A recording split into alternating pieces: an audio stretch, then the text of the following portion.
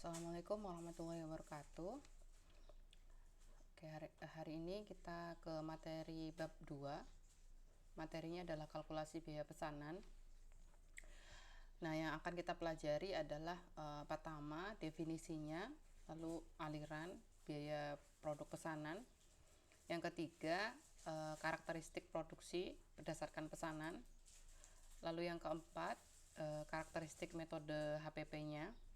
Dan yang kelima, pembuatan kartu biaya pesanan. Dan yang terakhir, penjurnalan ya.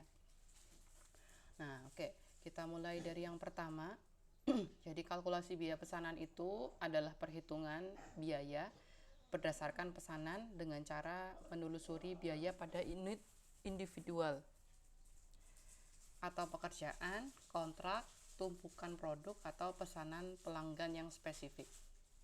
Nah, untuk menentukan biaya berdasarkan pesanan secara teliti dan akurat, setiap pesanan harus dapat diidentifikasi secara terpisah dan terlihat secara terperinci dalam kartu biaya pesanan.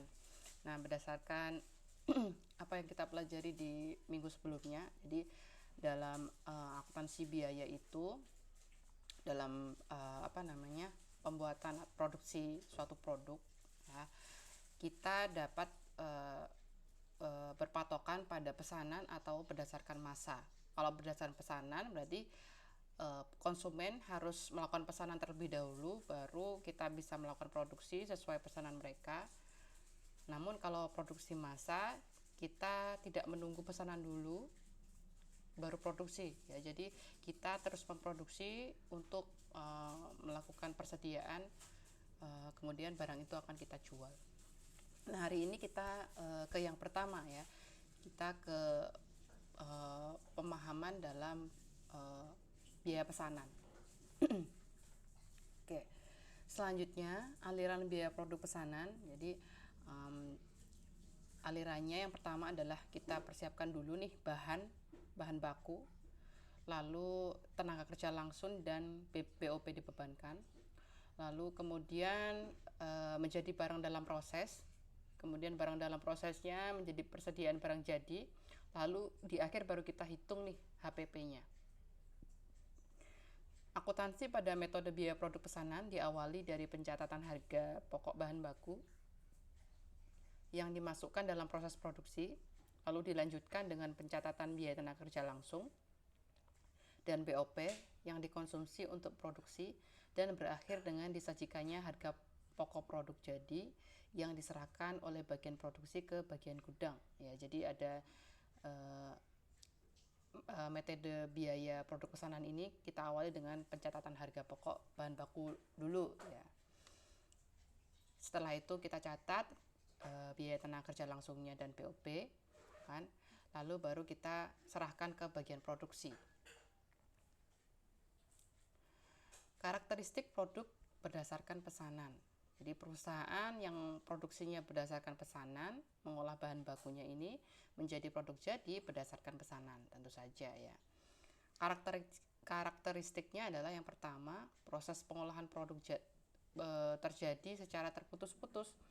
Jika pesanan yang satu sudah selesai dikerjakan, proses produksi dihentikan dan mulai dengan pesanan berikutnya ya.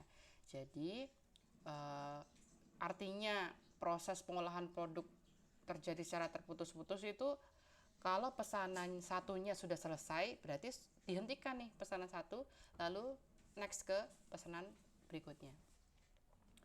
Karakteristik yang kedua adalah produk yang dihasilkan sesuai dengan spesifikasi yang ditentukan oleh pemesan, sehingga pesanan yang satu berbeda dengan pesanan yang lain. Nah, kemarin sempat kita singgung di kelas ya. Jadi kalau produksi berdasarkan pesanan itu pesanannya pasti berbeda. Contohnya kalau kita perusahaan percetakan ya, perusahaan percetakan nih, ada beberapa konsumen yang melakukan pesanan ke kita, pesanan undangan pernikahan misalnya. Nah, tentu saja dalam membuat undangan pernikahan antar konsumen satu dan konsumen lainnya ini tidak bisa kita lakukan secara satu gitu ya, maksudnya sama ya, karena perbedaan permintaan, perbedaan desain ya kan. lalu namanya juga berbeda, tanggal menikahnya juga pasti berbeda gitu kan. Nah makanya karakteristik produksi berdasarkan pesanan itu adalah sesuai dengan spesifikasi yang ditentukan oleh pemesan. Oke, selanjutnya produksi ditujukan untuk memenuhi pesanan, bukan untuk memenuhi persediaan di gudang.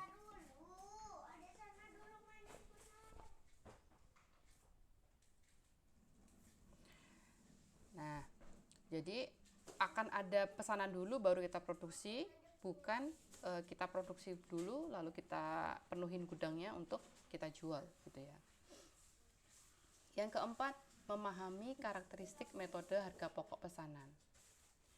Nah, metode pengumpulan biaya produksi dengan metode harga pokok pesanan memiliki karakteristik sebagai berikut.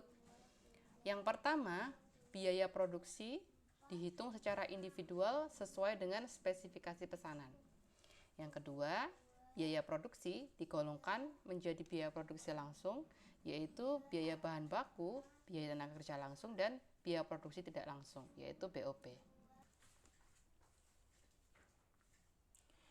Biaya produksi langsung diperlakukan sebagai biaya sesungguhnya. Ya, jadi biaya produksi langsung itu kita perlakukan dengan sebagai biaya sesungguhnya. Sedangkan kalau BOP itu kita perlakukan sebagai tarif yang ditentukan di muka. Jadi BOP itu sudah ditentukan di muka nih, tarifnya berapa. Lalu kita kalikan dengan kuantitinya nanti. Lalu ketiga, biaya produksi dicatat di kartu biaya pesanan. Nah, jadi kalau kita sudah ngelis nih biaya produksi langsung dan BOP, lalu kita catat itu di kartu biaya pesanan. Nah, ini yang membedakan dengan metode berdasarkan proses ya. Jadi kita akan membuat kartu biaya pesanan. Kartu ini berguna untuk menghitung biaya per pesanan dan biaya produksi per unit. Biaya produksi per unit dihitung saat pesanan telah diselesaikan dengan cara membagi jumlah biaya produksi untuk pesanan dengan jumlah unit produk pesanan yang dihasilkan.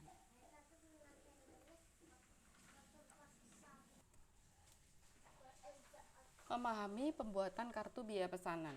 Di kartu biaya pesanan digunakan untuk mengakumulasi biaya bahan, tenaga kerja langsung, dan biaya overhead pabrik yang dikeluarkan dalam menyelesaikan pesanan tertentu. Nah, kartu ini juga memuat laba rugi yang dihasilkan dalam penyelesaian pesanan tertentu. Ya, jadi dia itu akan menjumlah atau merinci nih biaya-biayanya, termasuk biaya bahan, tenaga kerja langsung, dan BOP. Ya. Lalu kartu ini selain memuat biaya produksi, dia juga akan memuat laba atau ruginya. Nah, contohnya pada tanggal 2 Juli 2017, PT Ali Makmur Press menerima pesanan pembuatan buku dari Alibaba. Disepakati keuntungannya adalah 25% di atas biaya produksi. Kartu biaya pesanan dari pesanan tersebut ditujukan seperti gambar berikut ini, oke ya. Nah, jadi PT Ali Makmur Press ini adalah suatu perusahaan yang dia menerima pesanan pembuatan buku. Nah, disepakati keuntungannya 25% dari biaya produksi. Oke. Ini adalah kartu biaya pesanannya, contohnya ya. Kita catat dulu nih PT-nya apa. Jadi PT kita namanya apa? PT Ali Makmur Press. Tempatnya di Depok. Pesanan nomor berapa ditulis? Pesanan nomor 707. Lalu di dalam judul sebelum tabel kita tulis dulu kartu biaya pesanan. Lalu kita bikin kolom. Kita catat di situ pemesannya siapa. Alibaba kita masukin ya, berdasarkan informasi yang ada di soal dia.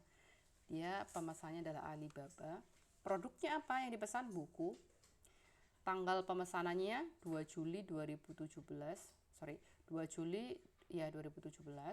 Tanggal pengerjaannya 5 Juli 2017. Lalu dia butuh tanggal berapa? Kita catat juga ya. 27 Juli. Tanggal selesainya 23 Juli. Jadi kalau sudah selesai baru kita catat ya kan, karena kita butuh tanggal selesai. Nah, setelah kita catat nih tanggal-tanggalnya, lalu kita review atau kita rekap biayanya, biaya produksinya. Yang pertama kita catat adalah penggunaan bahannya. Oke, kita catat penggunaan bahannya, bisa kita list nih bahannya apa saja, bisa kita list ya. Misalnya kita butuh buku itu, kita butuh kertas, tinta dan lain-lain. Totalnya berapa? Yang kedua, tenaga kerja langsung. Ya, dalam pengerjaan buku tersebut kita butuh membiayai tenaga kerja, tarifnya berapa jam dia kerja. Ya, tarifnya misalnya 10.000 kali 80 jam. Ketemu 800.000. Nah, sedangkan dalam penghitungan BOP dibebankan, ya, dia ada 120% TKL, ya, tenaga kerja langsung. Berarti kita kalikan ya 120% ini ke TKL 800.000, ketemu 960.000. Oke, setelah itu ya, karena ini nggak ada rincian soal sebelumnya, makanya kita langsung tulis di sini ya. Maka penjualannya itu dari mana? Penjualannya itu kita dapatkan dari yang pertama biaya bahan, ya. Biaya bahannya 300.000 ditambah dengan tenaga kerja langsung 800.000 dan BOP 960.000. Lalu kita tambahkan dengan 25%-nya. Jadi total biaya produksi 300.000, 800.000, 960.000. Ya. 25% dari mana? Dari informasi soal. Jadi disepakati keuntungan itu adalah 25% dikali dengan biaya produksi. Ya, seharusnya hitungan ini akan lebih simpel kalau kita menggunakan perhitungan dengan memasukkan 125% dikali dengan total biaya produksi 300.000, 800.000 tambah 960.000. Jadi kalian bisa pakai nih langsung 125%, artinya 100% ditambah berapa keuntungan yang dia inginkan, kita kali dengan total biaya produksi. Atau bisa dengan satu-satu seperti ini, ya. Kalian tambahkan dulu nih total biaya produksi ditambah dengan prosentasenya, gitu ya. Nah, setelah dihitung ternyata penjualannya itu adalah 2.575.000. Ya, lanjutnya kita taruh di penjualan 2.575.000 rupiah. Selanjutnya kita list nih biaya produksinya adalah biaya bahan baku 300.000, ya kan, tenaga kerja langsung 800.000 dan BOP 960.000. Total biaya produksi adalah 2.060.000. Nah, makanya dari sini kita bisa hitung nih labanya berapa. Dari mana hitungnya? Dari penjualan kita kurangi dengan total biaya produksi. Ketemu 515.000. Ya. Oke. Terakhir kita akan ikutin jurnal ya. Yang pertama ada jurnal akuntansi biaya bahannya, BTKL, BOP, dan saat produk itu kita selesai dan saat kita jual. Oke. Contohnya tanggal 2 Juli Ali Makmur mendapatkan 2 pesanan buku dari 2 pelanggan dengan nomor 707 dan 708. Oke, jadi transaksinya untuk memenuhi pesanan tanggal 5 Juli, Ali Makmur membeli bahan baku sebesar 1 juta dan bahan penolong 400.000. Nah, dari sini kita bisa jurnal ya. Karena pembelian bahan baku akan menjadi persediaan bahan baku dan pembelian bahan penolong itu akan menjadi persediaan bahan penolong, maka jurnalnya adalah persediaan bahan baku dan persediaan bahan penolong kita debitin pada hutang karena dia belinya secara kredit. Pada hutang dagang sebesar 1.400.000. Dari mana? Dari 1 juta tambah 400.000. Oke, itu jurnal yang pertama saat dia beli bahan. Jurnal kedua saat penggunaan bahan baku dan bahan penolong untuk produksi pesanan. Tanggal 12 Juli dikeluarkan bahan baku sebesar 300.000 dan bahan penolong sebesar 150.000. Untuk pesanan 707 ya, Dan untuk pesanan 708 dikeluarkan bahan baku sebesar 600.000 dan bahan penolong sebesar 200.000. Nah, karena kita keluarin bahan baku dan bahan penolongnya, maka persediaan bahan bakunya kita kreditin karena dia berkurang sifatnya ya. Oke, yang pertama barang dalam proses pesanan 707 dan pesanan 708 masing-masing kita masukin nih. Ya. 300.000 dan 600.000. Dari mana? Dari sini. Karena saat dia mengeluarkan bahan baku untuk 707 300.000, kalau pesanan 708 bahan baku yang dikeluarkan 600.000. Ya, jadi kita masukin kayak gini. Pada persediaan bahan baku sebesar 900.000. Sudah totalin ya. Oke, selanjutnya jurnal yang bahan penolong. Nah, bahan penolong itu kan masuk ke dalam kelompok BOP. Jadi jurnalnya nggak kita masukin ke dalam persediaan bahan baku. Kita bikin jurnal lagi BOP aktual pada persediaan bahan penolong. Ya, dari mana nih 350? Dari pesanan 1 ditambah pesanan 2. 150.000 dan 200.000. Ya. Jadi totalnya ada 350.000. Oke. Yang ketiga, akuntansi biaya tenaga kerja. Tanggal 20 Juli Ali Makmur mencatat biaya tenaga kerja digunakan dengan rincian sebagai berikut. Tenaga kerja langsung nomornya 707. Dia bekerja selama 80 jam dan tarifnya 10.000. Jadi ketemunya 800.000. Untuk pesanan 708 bekerjanya 100 jam, tarifnya 10.000. Jadi ketemu 1 juta. Tenaga kerja tidak langsung 500.000.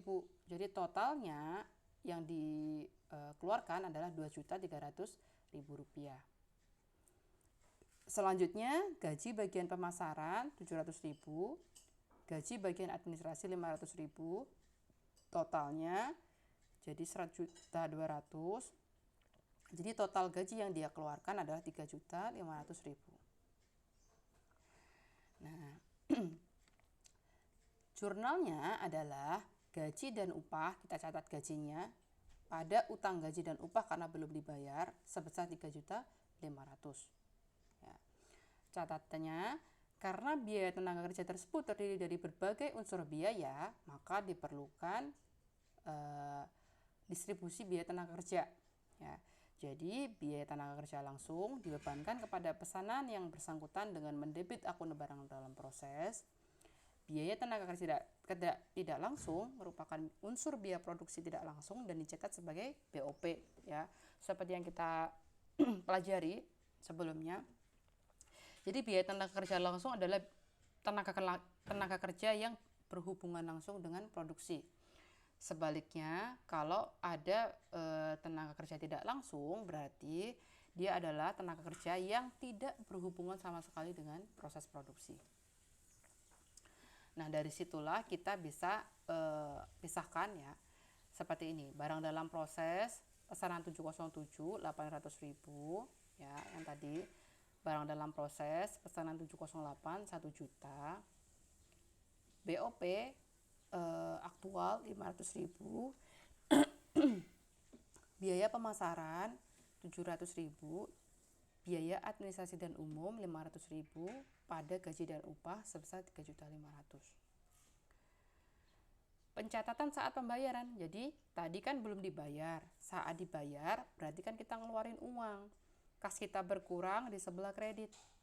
Maka jurnalnya adalah utang gaji, utangnya berkurang maka kita debitin pada kas sebesar totalnya 3.500.000.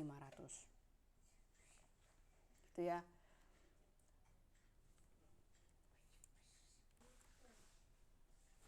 Baik, itu saja materi kita hari ini. Terima kasih, semoga bermanfaat. Assalamualaikum warahmatullahi wabarakatuh.